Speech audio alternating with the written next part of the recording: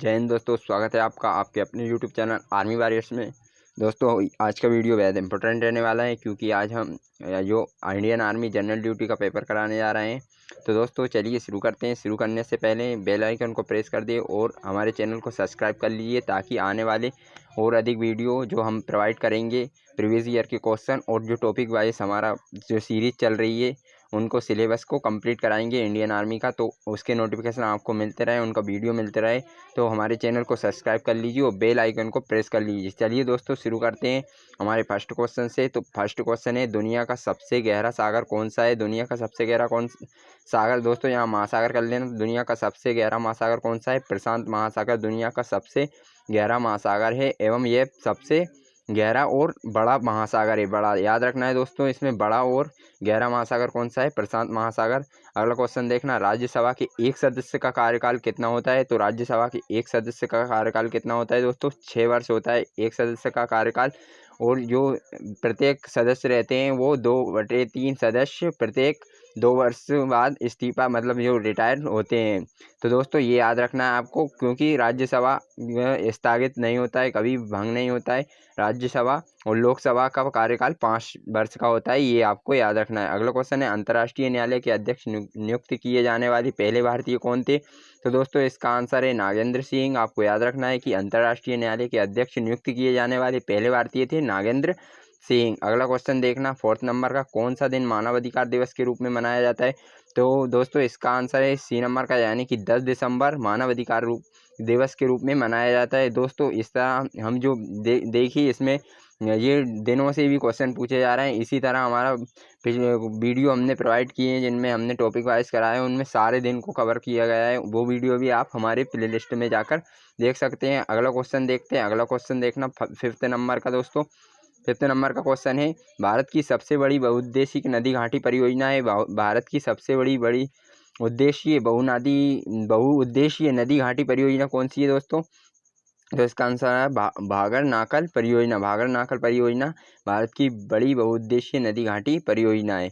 अगला क्वेश्चन है 6 नंबर का, सांची स्तूप किस राज्य में स्थित है? तो सांची स्तूप याद रखना है दोस्तों, मध्य प्रदेश में सांची स्तूप स्थित है। अगला क्वेश्चन देखना 7 नंबर का। 7 नंबर का क्वेश्चन है, एज 1 टीज 1 कार्यक्रम किससे संबंधित है? तो दोस्तों एज 1 जो टीज 1 कार्यक्रम है वो किससे संबंधित है? प्रौढ़ शिक्षा यानी कि एडल्ट एजुकेशन से संबंधित है। अगला क्वेश्चन देखना 8 नंबर का, भारत और पाकिस्तान के बीच शिमला संधि पर हस्ताक्षर कब हुए थे? भारत और पाकिस्तान के बीच शिमला संधि पर हस्ताक्षर कब हुए थे दोस्तों? तो 1972 डी नंबर का इसका आंसर हो जाएगा। 1972 पर में भारत और पाकिस्तान के बीच शिमला संधि पर हस्ताक्षर हुए। अगला क्वेश्चन देखना आपका 9th नंबर का क्वेश्चन देखना दोस्तों। 9th नंबर का क्वेश्चन है, महानदी कहाँ से निकलती है? तो महानदी कहाँ से निकलती है दोस्तों? ये रायपुर, छत्तीसगढ़ रायपुर से निकलती है। महानदी कहाँ से निकलती है? रायपुर से निकलती है। अगला क्वेश्चन देखना 10 नंबर का, आनंद मठ किससे लिखी है? किसने लिखी है? सॉरी, आनंद मठ किसने लिखी है दोस्तों? इसका आंसर याद रखना, आनंद मठ किसने लिखी है? तो दोस्तों इसका आंसर याद रखना है आपको कि बंकिम चंद्र चटर्जी चट्टोपाध्याय ने आनंद मठ लिखी है। बंकिम चंद्र चट्टोपाध्याय, आपको याद रखना है बंकिम चंद्र चट्टोपाध्याय ने आनंद मठ को लिखा है। अगला क्वेश्चन है, अगला क्वेश्चन देखना 11 नंबर का, मेघदूत के लेखक हैं। तो मेघदूत के लेखक कौन है दोस्तों? कालिदास मेघदूत के लेखक हैं, याद रखना है आपको। ये क्वेश्चन प्रीवियस ईयर के हैं, ये सेट पेपर प्रीवियस ईयर का है दोस्तों। ये इसी तरह के क्वेश्चन आते हैं आर्मी में। तो अगला क्वेश्चन है, सौरमंडल का सबसे बड़ा ग्रह कौन सा है? सौरमंडल का सबसे बड़ा ग्रह कौन सा है दोस्तों? बृहस्पति है, जो सौरमंडल का सबसे बड़ा ग्रह है दोस्तों। याद रखना है सौरमंडल का सबसे बड़ा ग्रह कौन सा है? बृहस्पति सौरमंडल का सबसे बड़ा ग्रह है। तो दोस्तों इसमें ये शुक्र दिया है, वीनस जो पृथ्वी की जुड़वा बहन पूछा जाए तो शुक्र हो जाएगा उसका आंसर, और सौरमंडल का सबसे बड़ा ग्रह बृहस्पति इसका आंसर हो जाएगा। ये याद रखना है दोस्तों, इस तरह क्वेश्चन बनते हैं। अगला क्वेश्चन है 13 नंबर का क्वेश्चन है, इनमें से कौन सा हमारी संसद का हिस्सा नहीं है? तो 13 नंबर क्वेश्चन हो जाएगा, इनमें से कौन से हमारी संसद का हिस्सा नहीं है? तो ऑप्शन देखना है दोस्तों, इनमें से कौन सा हमारी संसद का हिस्सा नहीं है? तो इसका आंसर हो जाएगा मुख्य न्यायाधीश, क्योंकि मुख्य न्यायाधीश हमारी संसद का हिस्सा नहीं है। अध्यक्ष होता है लोकसभा, अध्यक्ष होता है लोकसभा होती है, और मुख्य न्यायाधीश उसका हिस्सा नहीं होता है, क्योंकि वो राजनीति से बिलोंग नहीं करता है, उसमें इन्वॉल्व नहीं रहती है। अगला क्वेश्चन देखना 14 नंबर का क्वेश्चन है, अशोक ने अपनी आखिरी लड़ाई कहाँ लड़ी थी, अशोक ने अपनी आखिरी लड़ाई कहाँ लड़ी थी, तो दोस्तों इसका आंसर हो जाएगा कलिंग। कलिंग युद्ध में अशोक ने अपनी आखिरी लड़ाई लड़ी थी और यहीं से उसका क्या हृदय परिवर्तन हुआ था। काफ़ी नरसंहार हुआ था, काफ़ी लोगों की जो जाने गई थी, तो इसे देख के इसका अशोक का अपने हृदय परिवर्तन हो गया था। तो ये उसकी द्वारा लड़ी गई आखिरी लड़ाई थी। अगला क्वेश्चन देखना 15 नंबर का क्वेश्चन दोस्तों। 15 नंबर का क्वेश्चन है गौतम बुद्ध का जन्म कब हुआ। गौतम बुद्ध का जन्म कब हुआ था दोस्तों, इसका आंसर हो जाएगा गौतम बुद्ध का जन्म कब हुआ था, तो इसका आंसर हो जाएगा 563 BC यानी ईसा पूर्व। गौतम बुद्ध का जन्म कब हुआ था, तो इसका आंसर हो जाएगा 563 BC ईसा पूर्व। अगला क्वेश्चन देखना 16वें नंबर का, एक युवा स्वस्थ आदमी की दिल की धड़कन की दर क्या होती है। तो दोस्तों ये साइंस से क्वेश्चन, एक युवा स्वस्थ आदमी की दिल की धड़कन की दर क्या होती है, तो ये हो जाएगी 72 टाइम, मतलब 72 टाइम्स 1 मिनट में हमारा दिल धड़कता है। अगला क्वेश्चन देखना मस्तिष्क का क्या कार्य है। मस्तिष्क का, ये साइंस के क्वेश्चन है दोस्तों। 15 क्वेश्चन जी के हो गए। मस्तिष्क का कार्य क्या है, मस्तिष्क का कार्य क्या है दोस्तों, इसका आंसर हो जाएगा C नंबर का, यानी कि बोथ A एंड B, यानी कि A और B दोनों ही है, यानी कि सोचना और शरीर का संतुलन बनाए रखना, ये मस्तिष्क का कार्य है। अगला देखना, अगला क्वेश्चन है 18 नंबर का, रक्त से शुद्ध होता है, तो किससे शुद्ध होता है हमारा रक्त, तो इसका आंसर हो जाएगा रक्त किससे शुद्ध होता है, उपयुक्त सभी, क्योंकि दोस्तों हमारा फेफड़े, हृदय और गुर्दे सभी के द्वारा हमारा रक्त शुद्ध होता है, मतलब फिल्ट्रेशन का कार्य करते हैं, सभी प्यूरिफाइड करते हैं रक्त को।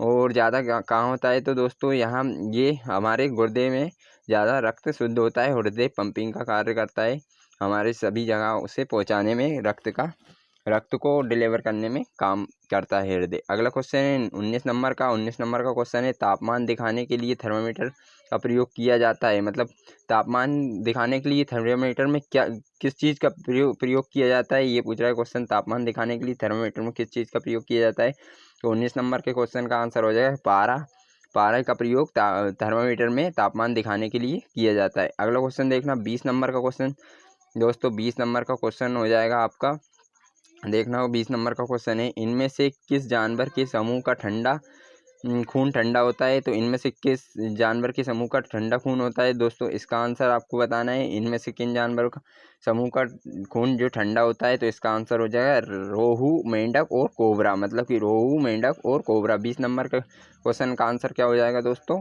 D नंबर का हो जाएगा इसका आंसर। अगला क्वेश्चन देखना 21 नंबर का, कि सूर्य ग्रहण होता है जब, सूर्य ग्रहण कब होता है दोस्तों, सूर्य ग्रहण होता है जब, इसका आंसर बताना है दोस्तों। इसका आंसर हो जाएगा आपका 21 नंबर के क्वेश्चन का आंसर हो जाएगा चंद्रमा।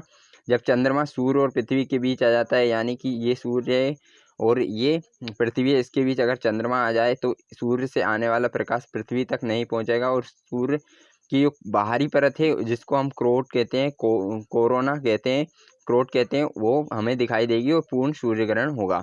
अगला क्वेश्चन है 22 नंबर का, बिजली का अच्छा सुचालक कौन है, बिजली का अच्छा सुचालक कौन है, तो दोस्तों इसका आंसर आपको बताना है, बिजली का अच्छा सुचालक कौन है, तो 22 नंबर का आंसर हो जाएगा आपका C नंबर का, तांबा जो कॉपर है, वो बिजली का अच्छा सुचालक होता है दोस्तों, बहुत शानदार, मतलब अच्छा सुचालक होता है। और सबसे अच्छे सुचालक की पूछी जाए, इसमें ऑप्शन में नहीं है दोस्तों, तो चांदी सबसे अच्छी सुचालक होती है, क्योंकि वह महंगी होती है, इसलिए उससे ज़्यादा यूज़ नहीं किया जाता है। तांबा का प्रयोग इसलिए किया जाता है क्योंकि वो मिनिमम, मतलब प्राइस में रहता है, यहाँ सुटेबल प्राइस में रहता है, इसलिए इसका प्रयोग किया जाता है, और अच्छा सुचालक होता है, इसलिए इसका प्रयोग किया जाता है। 23 नंबर क्वेश्चन है, बेरी किस विटामिन की कमी के कारण होता है, तो बेरी किस विटामिन की कमी से होता है दोस्तों, 23 नंबर के क्वेश्चन का आंसर हो जाएगा विटामिन B, मतलब इससे याद रख सकते हो बेरी से B, तो इस तरह आपको आसानी से याद हो जाएगा। 24 नंबर का क्वेश्चन है ATP क्या है, तो दोस्तों ATP क्या है, इसका आंसर बताना है। 24 नंबर के क्वेश्चन का ATP है एडेनिन ट्राईफास्फेट, यानी एडेनिन ट्राईफास्फेट। ATP का फुल फॉर्म क्या है, एडेनिन ट्राईफास्फेट, एडेनिन ट्राईफास्फेट।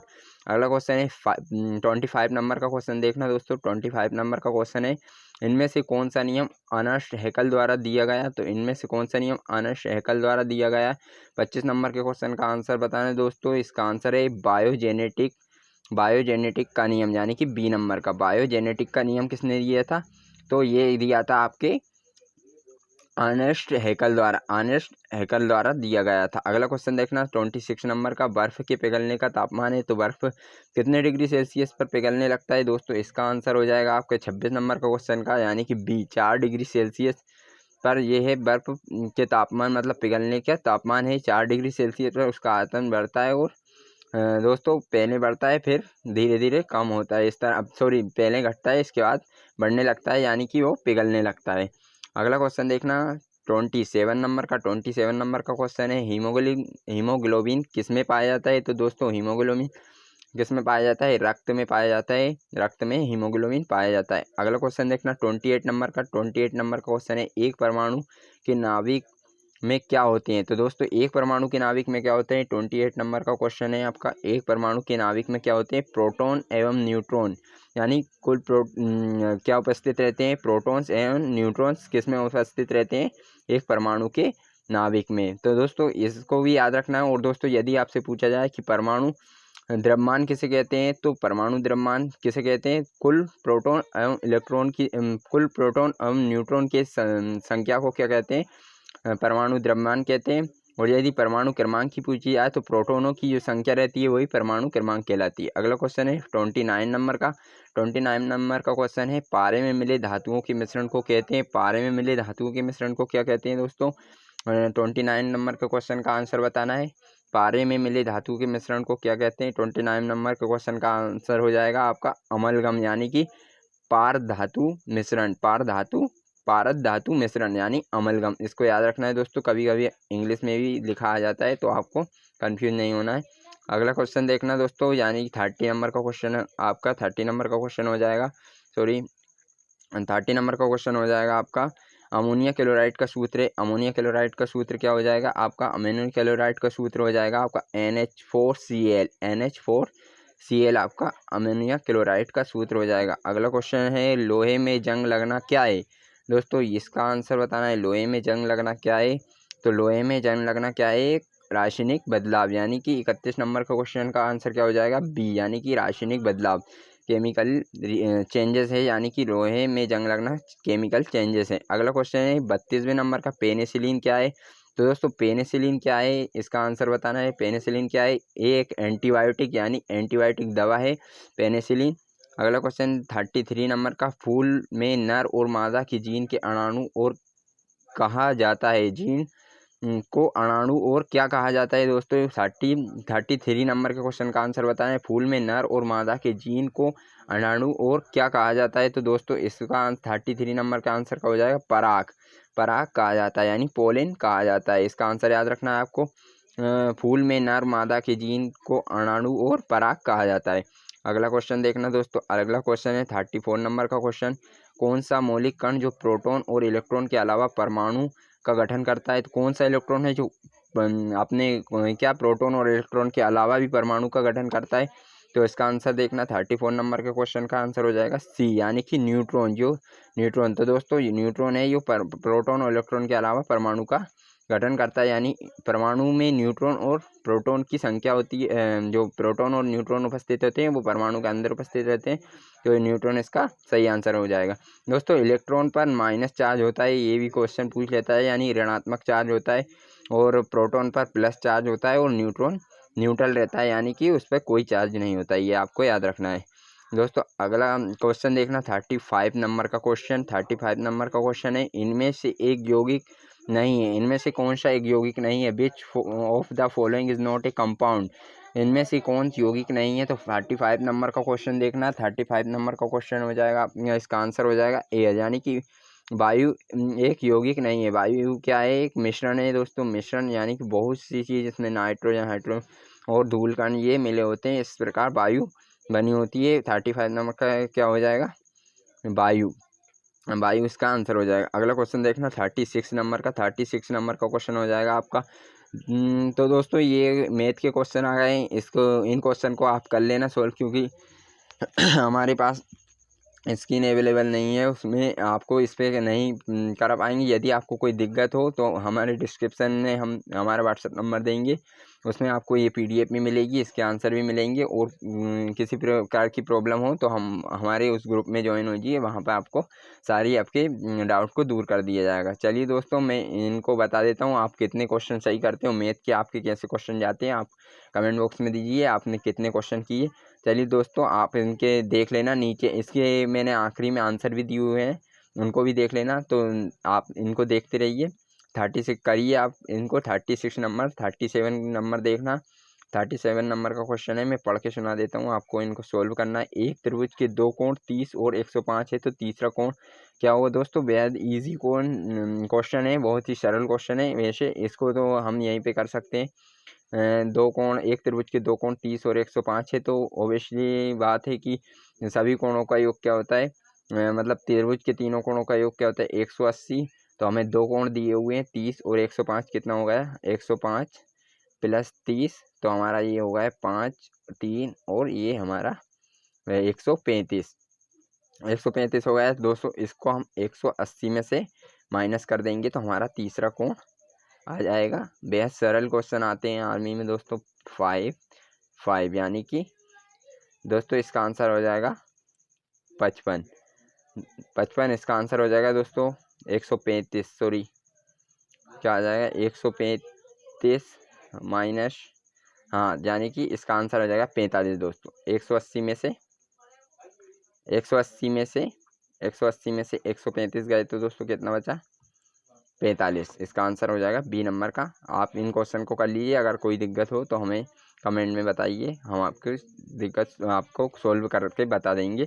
चलिए 38वें नंबर का क्वेश्चन है 45 नंबर का 38वें नंबर का क्वेश्चन है 45 का 7/9 क्या होगा? तो दोस्तों ये बहुत सरल क्वेश्चन आते हैं आर्मी में, तो इसका आप आसानी से निकाल सकते हो। यानी कि इसमें पूछा है 45 का मतलब इंटू होता है, का मतलब कहीं पर भी आप का देखो तो इसका मतलब इंटू होता है। इस तरह सोल्व कर सकते हैं। 9×45, 5×7 = 35, तो इसका आंसर क्या हो जाएगा? 35। अगला क्वेश्चन है 39 नंबर का दोस्तों। ये देखना, अगर 0.4z-3 बराबर -7/5, तो jet under Z bracket 1.5 Z plus 9 का मान क्या होगा? ये पूछ रहा है दोस्तों, आप इनको हल कीजिए। अगला क्वेश्चन दोस्तों देखना, 1 मिनट।